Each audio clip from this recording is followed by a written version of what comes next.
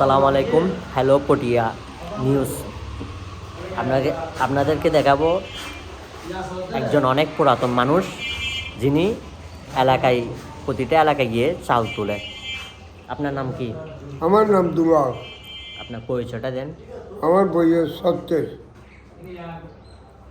আপনি প্রতিটা এলাকায় কী করতে যান? এই সব এইটা। চাল তুলেন। হ্যাঁ আজকে কার জন্য তুলছেন?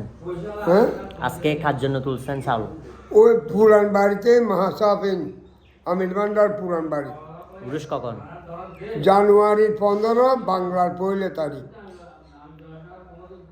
আপনাকে সবাই চিনে নাকি জিজ্ঞেস করেন? আপনাকে সবাই চিনে?